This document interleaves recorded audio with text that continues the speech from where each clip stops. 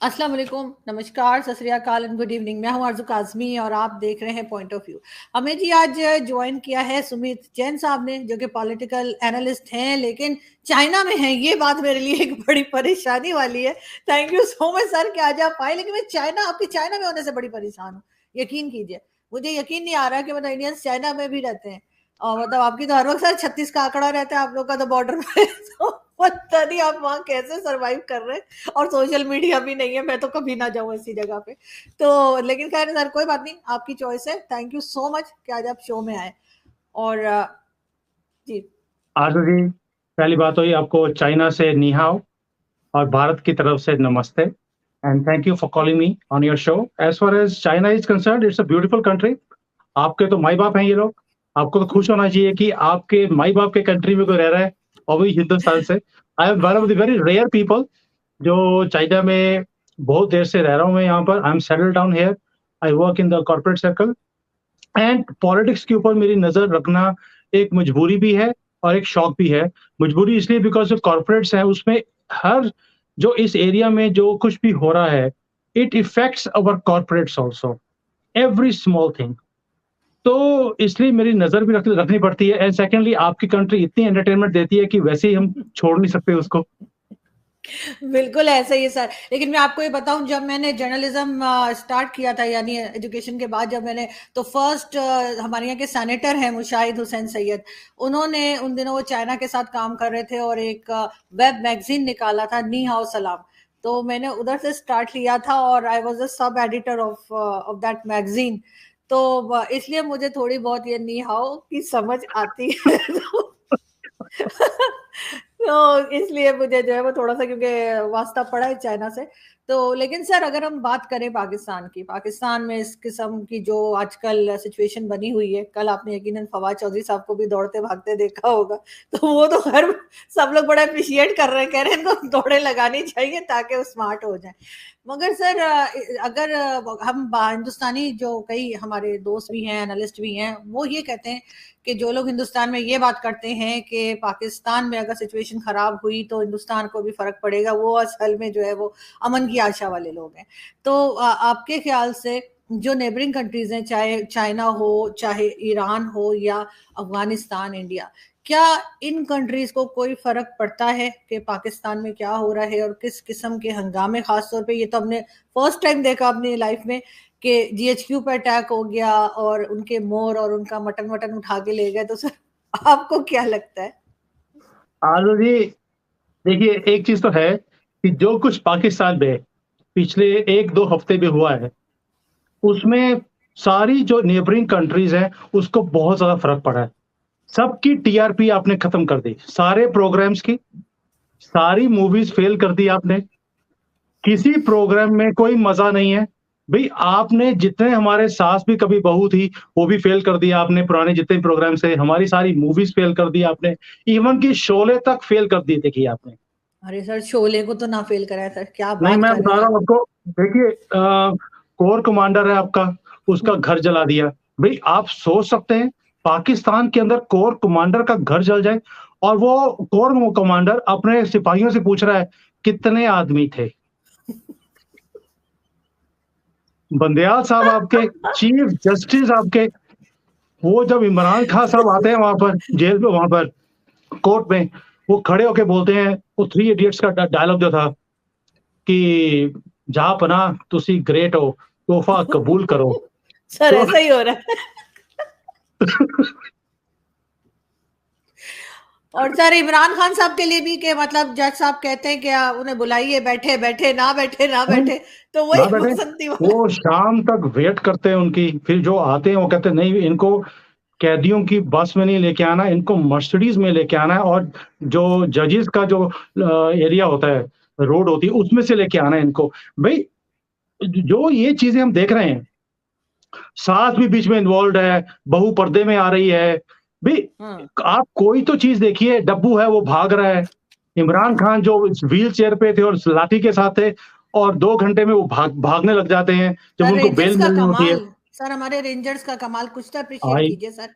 हम देखिए मैं दुश्मन अप्रिशिएट कंट्री करता है हूँ। लेकिन सर फिर भी मैंने सुना ये। था कि आपकी फौज की जो आर्मी, जो आपकी फौज है, वो बहुत ज्यादा की माशाल्लाह वो बहुत प्रोफेशनल है।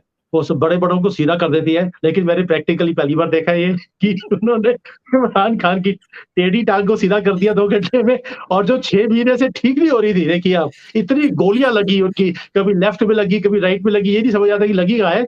लेकिन जैसे ही उन्होंने ठीक किया उनको, और जो भागे हैं सीढ़ियों पर जज साहब को मिलने के लिए, हैट्स ऑफ टू यू। हमारे बिल्कुल। सारे प्रोग्राम आपने फेल कर दिए। तो आप कह रहे थे कि हमें को फ़र्क पड़ता है, सारी जो आस-पास की कंट्रीज़ हैं, उनके सारे प्रोग्राम आपने फेल कर दिए, एंड इसलिए फ़र्क तो पड़ा है।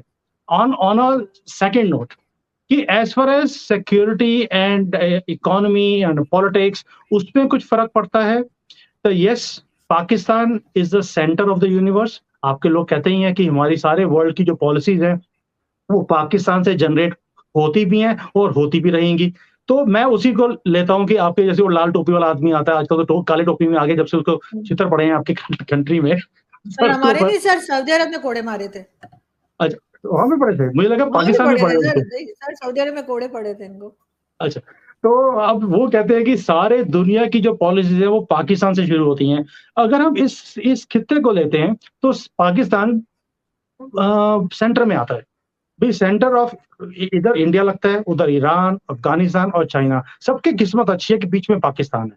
देखिए हमारी भी क्या किस्मत ऊपर वाले ने लिख के भेजी है कि सबसे सबसे बढ़िया कंट्री बीच में आता है हमारे, एंड सबसे ज़्यादा डिस्टर्बेंस क्रिएटर भी है, और उसके अंदर भी एक डिस्टर्बेंस है। जब आपके सेंटर में डिस्टर्बेंस होगी, तो कहीं न कहीं उसके रेपरकशंस सब जगह पहुँचते हैं। चाइना की तरफ नहीं पहुँचते बिकॉज़ वहाँ पे सख्ती बहुत है। मेरे कंट्री में यहाँ पे इतनी सख्ती है कि कोई परिंदा भी पर नहीं मार सकता। आप कोशिश भी करेंगे, इट्स नॉट पॉसिबल। तो उधर ईरान भी परेशान है आपसे, अफ़गानिस्तान, जिसको आपने इतने सालों से पाला-पोसा है, वो आपको नसीहत दे रहे हैं कि भैया अपने घर को ठीक करो। इंडिया यहाँ परेशान है क्योंकि आपके वहाँ डिस्टर्बेंस होती है, तो हमारे भी यहाँ पे शांति दूत हैं, जो थोड़ा-सा दिक्कत में आ जाते हैं unnecessarily.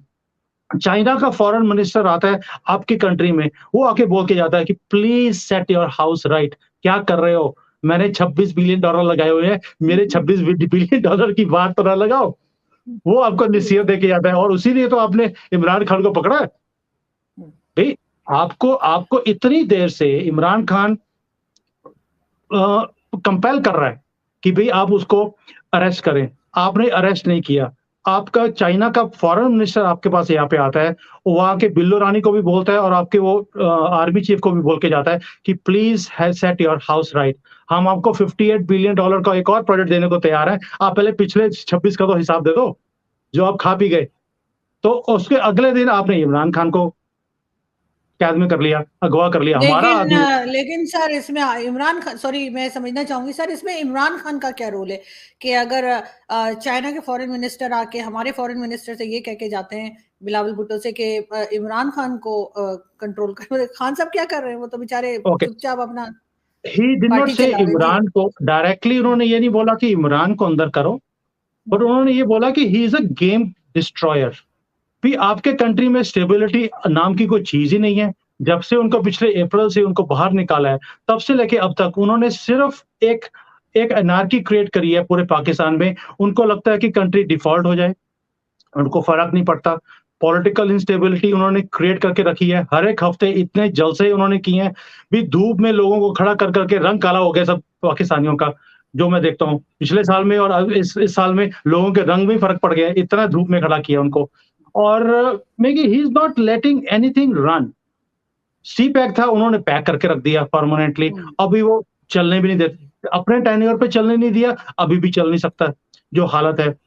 Then his affiliation to the Taliban, everybody knows, तभी उसको तालिबान इमरान खान बोलते थे। तो you have to understand that China is disturbed because of this one man. They are really, they want to move forward.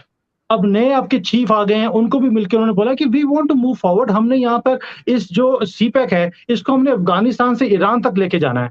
They want to create that route. उनकी बदकिस्मती है कि बीच में पाकिस्तान आता है। अगर अफ़गानिस्तान होता, अब तक ये रोड बन गया होता।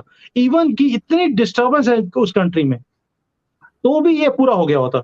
But they had to plead in front of your army chief, please set your house right. अब हाउस को खराब किसने किया हुआ है? आर्मी चीफ ने तो किया नहीं, वो तो न्यूट्रल होकर बैठ गए। आपकी government they are trying to run the country after the mess of Imran Khan. 4 साल इस आदमी ने सत्यानाश कर दिया इस कंट्री का, इकोनॉमी का, फॉरेन रिलेशंस का। किसी के साथ बना के नहीं रखी इसने। इसने ना अपने कंट्री में किसी से बना के रखी, ना फॉरेन में किसी से बना के रखी, इवन कि चाइना को भी नाराज करके रखा इसने। तो दे हैड टू से कि यार मेरे तो $26 बिलियन डूब रहे हैं, तो ये आदमी हट ही नहीं रहा है। ये इसको इलेक्शन की पड़ेगी, मुझे प्रधानमंत्री बना दो। जैसे हमारे यहाँ राहुल गांधी है, उसको बस प्रधानमंत्री बना दो, कहता मैं सूरज को ईस्ट की नहीं वेस्ट से निकाल दूंगा। ऐसे ही इमरान खान को होता है कि आप मुझे प्रधानमंत्री बना दो, आप देखो फिर। लेकिन सर इंडिया का तो नहीं कहा जा सकता, लेकिन पाकिस्तान में तो बहुत से लोग ये कहते हैं और समझते भी हैं कि पाकिस्तान को जो है वो एजेंसीज रन कर रही हैं, सामने सिर्फ पॉलिटिशियन को दिखाया जाता है, चाहे फॉरेन पॉलिसी हो चाहे इकोनॉमी हो, हर चीज में जो है वो आर्मी का कहीं ना कहीं रोल है। तो फिर प्राइम मिनिस्टर के तौर पे इमरान खान को क्या ब्लेम करना ठीक होगा? वो तो वही कर रहे होंगे ना जो डिक्टेशन आ रही होगी उनको। देखिए Arzoo ji, I don't think so army chief आपका जो भी आपकी एजेंसीज हैं वो कभी ये बोलेंगे कि आप जाकर सऊदी अरेबिया से बदतमीजी से बात करो और अपने रिलेशंस खराब कर लो। This I don't think your army chief और your ISI chief will ever tell your prime minister. मुझे ये कभी भी पॉसिबल ही नहीं है। या वो बोल देंगे कि आप चाइना में जाके बदतमीजी करो।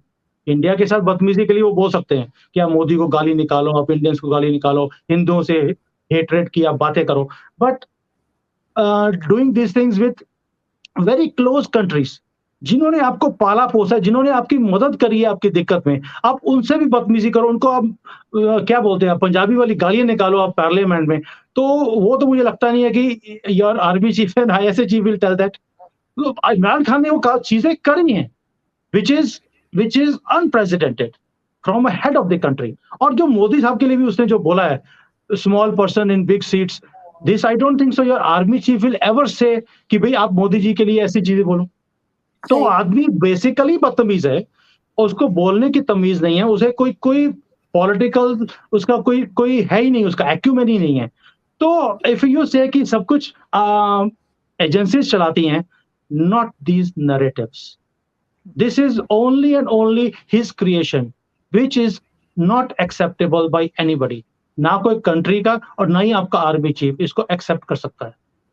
तो अगर आप ये बोलते हैं कि वो लोग करवा रहे हैं, इमरान खान का कोई कसूर ही नहीं है, भाई आप हो सकते हैं इमरान खान के बहुत बड़े सिंपैथाइजर हो, आप उसके फॉलोअर हो सकते हैं, उसको आप मसीहा मानना शुरू कर दिया है, अब उसकी फोटो भी आप अपने पीछे लगा सकती हैं, this is your choice. But on a country point of view, as a independent analyst from outside, what Imran Khan has done, भाई हिंदुस्तान की इतनी बड़ी फौज नहीं कर पाई जो उस आदमी ने कर दिया।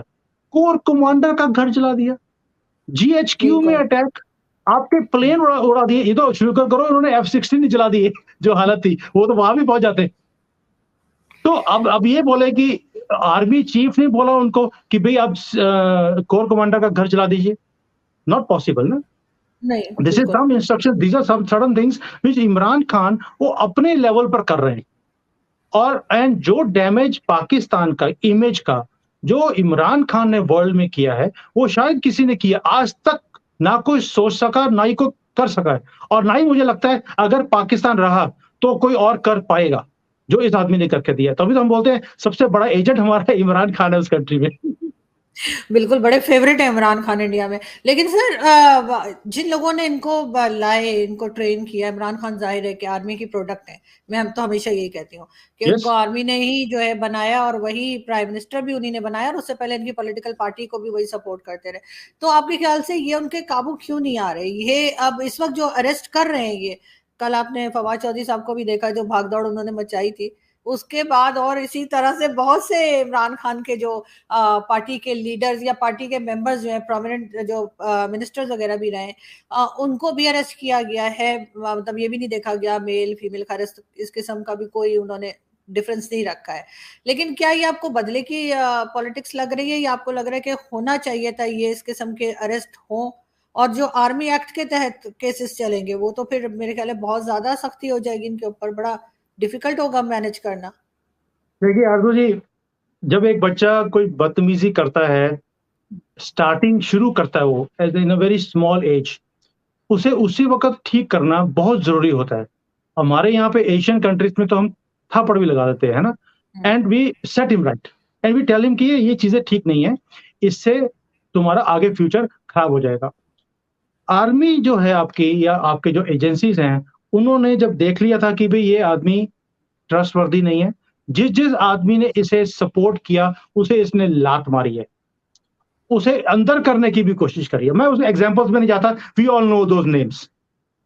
देन इसने इस आदमी ने कौन सी ऐसी हरकत नहीं है पिछले 10-15 साल में जो ना की हो, which is unacceptable, but nobody took a stand on it, क्योंकि उनके पास भी चॉइसेस नहीं थे। भाई उन्होंने सबको, नवाज शरीफ को भी उन्होंने टेस्ट कर लिया, जरदारी को भी टेस्ट कर लिया, उन्होंने सबको टेस्ट कर लिया।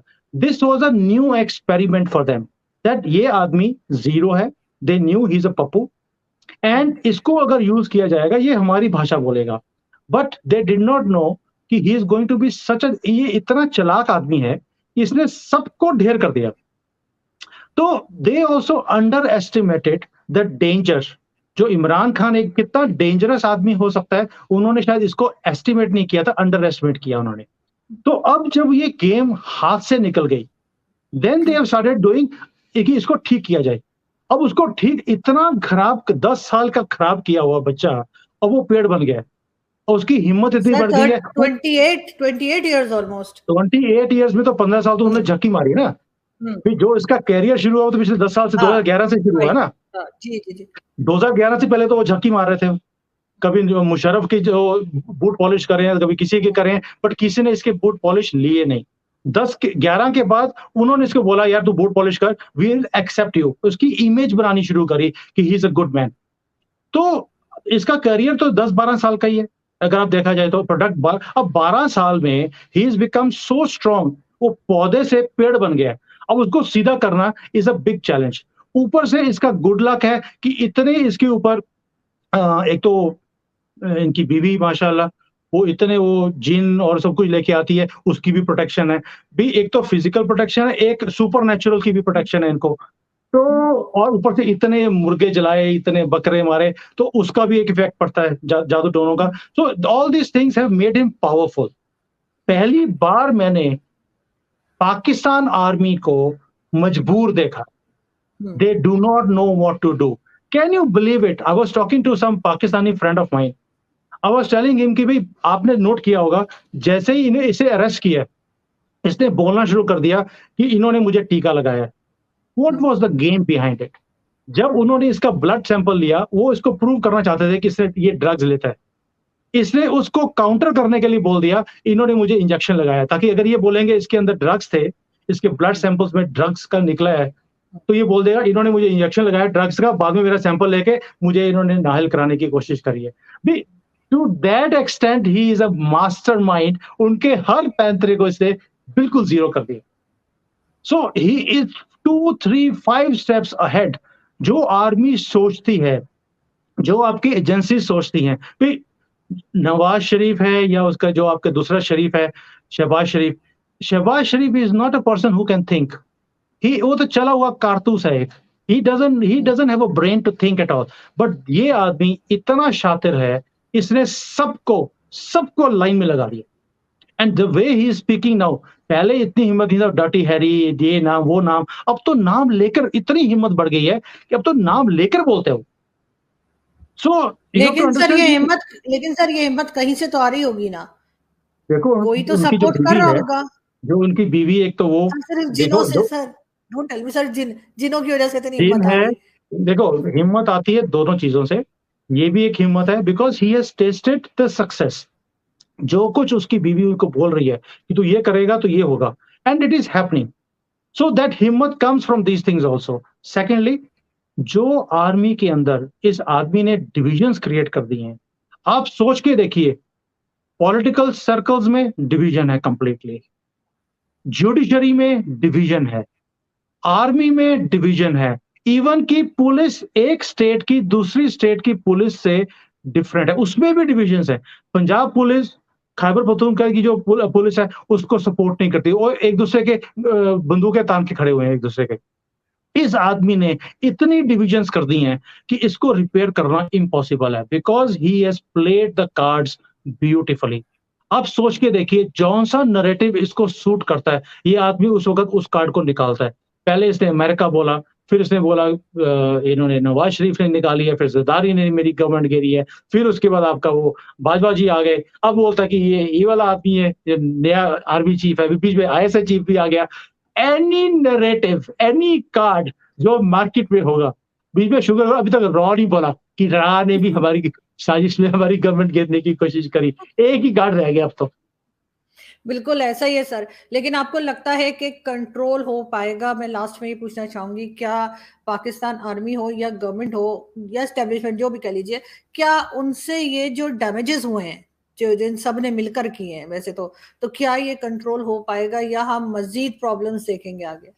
देखिए जब आग घर में आग लगी हो तो इमरजेंसी लगानी पड़ती है, इमरजेंसी स्टेक्स कोई ना कोई डिसीजन लेना पड़ता है। Your army and your country is in emergency. आग लगी हुई है सब जगह पर। जुडिशरी के अगेंस्ट गवर्नमेंट, आप सोच सकते हैं गवर्नमेंट जुडिशरी के अगेंस्ट खड़ी हुई है आज की डेट में। इमरान खान आर्मी के अगेंस्ट खड़ा हुआ है, तो किसी ना किसी को स्टेप तो लेने पड़ेगा। और आपके कंट्री में, पाकिस्तान में एक ही है दायरा जिसके पास पावर है और उसी को स्टेप लेने पड़ेंगे। ठीक है, उन्होंने बोल दिया कि हम न्यूट्रल हैं, उन्होंने आर्मी एक्ट लेके आए हैं, they are bringing these things. आपने कभी आज तक सुना है कि सिविलियंस को आर्मी एक्ट के अंदर कन्विक्ट किया जाएगा? आपने आज तक पूरे दुनिया में कभी सुना है? इवन जब जर्मनी नाजी जो कंट्रोल था उसके अंदर भी शायद ऐसा नहीं होता था जो आज पाकिस्तान में हो रहा है। सो इफ यू से कि ये ठीक होगा, the only person who can set it right वो है आपका आर्मी चीफ या आपकी एजेंसीज।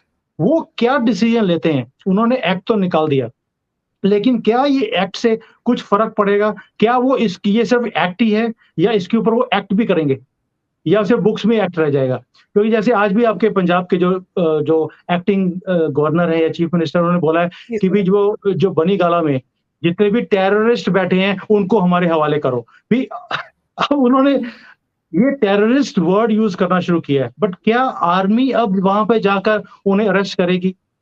क्या उन्हें आर्मी के कोर्ट में जाकर उनके ऊपर केसेस चलाए जाएंगे? बिकॉज उन्होंने एक चीज तो देख ली कि पीटीआई के जितने भी वर्कर्स हैं या आपके लीडर्स हैं, इनको बेल 1 सेकंड में मिलती है आपके कोर्ट्स में।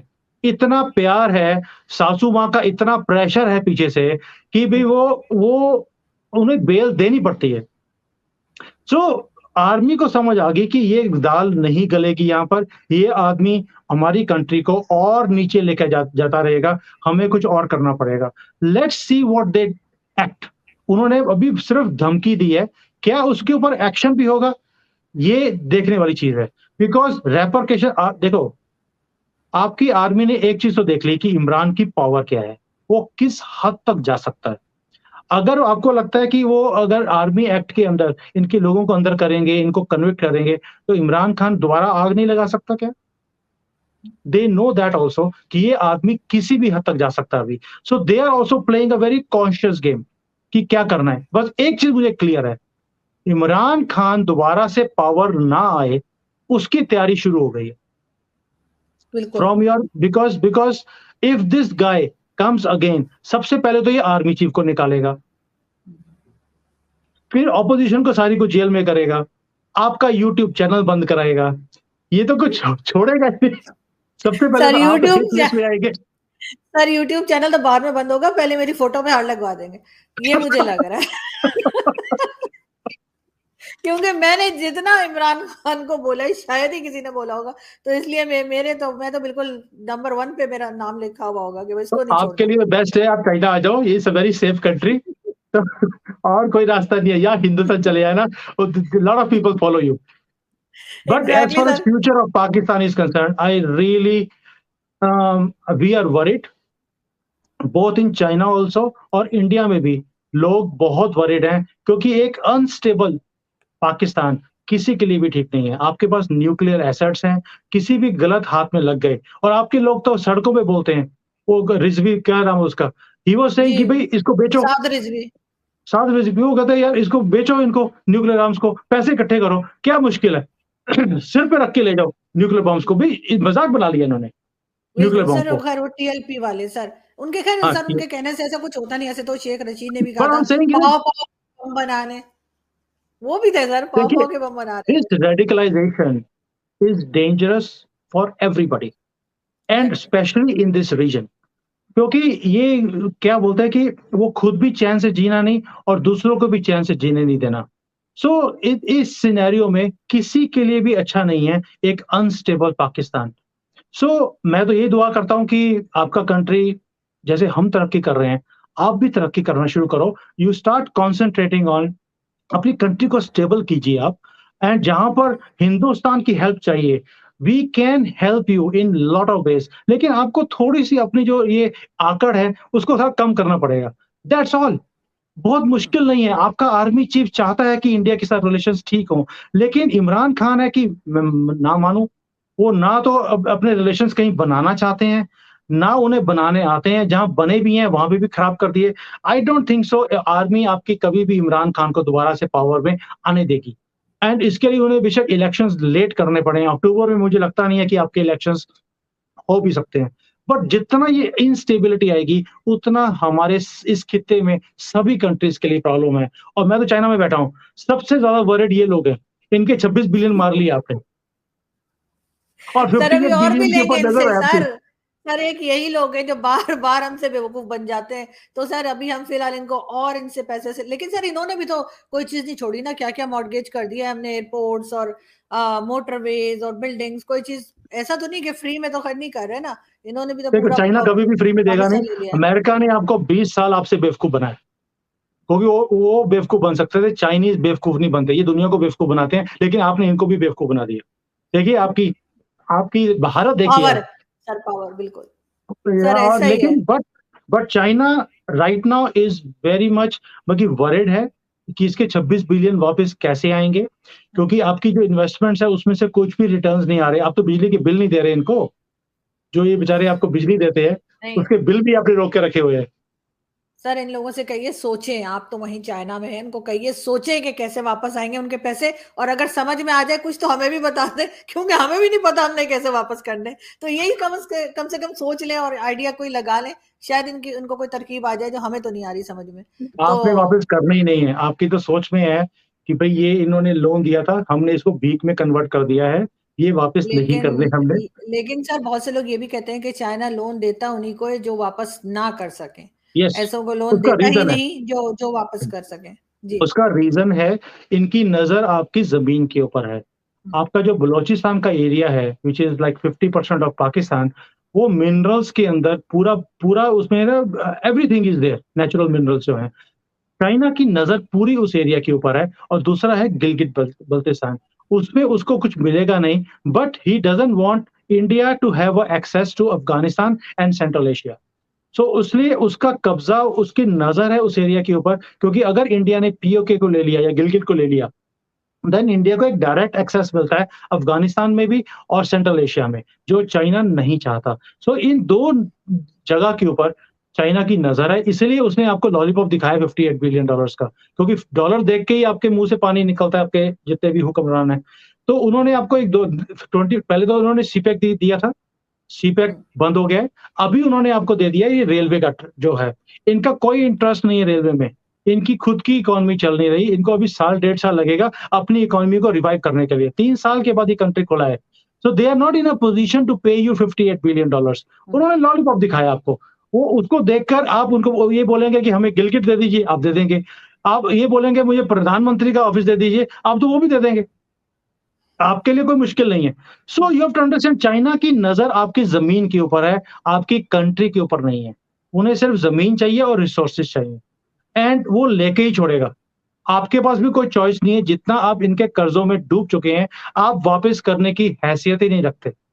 एंड बिल्कुल। एंड आपके पास एक ही चॉइस है, जो कुछ आपने गिरवी रख दिया वो तो रख दिया, उसकी कोई वैल्यू नहीं अभी। अब जमीन देना शुरू करेंगे इनको, और जिस जिस कंट्री में इन्होंने जाकर इन्वेस्टमेंट करे हैं, इन्होंने उनकी जमीन हड़पी है, अपने नाम पर करी है, और इवन की उसकी जो मेंटेनेंस है या सिक्योरिटी है, वहां पे भी इनकी अपनी पुलिस और आर्मी जाती है। तो मैं मुझे लगता है कि अब आपकी जो जमीन है वो इनके पास जाने वाली है, एंड आपको वीजा लेना पड़ेगा इनके एरिया में जाने के लिए, लेकिन सर बीइंग इन मुझे पाकिस्तान। लेकिन सर मैं जाते जाते जरूर कहूंगी कि बहुत दुनिया की इन्होंने जमीन ली होगी और कंट्रीज को लोन भी दिया होगा, लेकिन अब इनका वास्ता पड़ा है पाकिस्तानियों से, और पाकिस्तानी इनको वो सबक देंगे जो इनको लाइफ में किसी ने नहीं दिया होगा। तो जस्ट वेट एंड वॉच कि हम लोग करते क्या है। बहुत शुक्रिया सर कि आपने आज ज्वाइन किया। Thank you so much. Thank you. Thank you sir.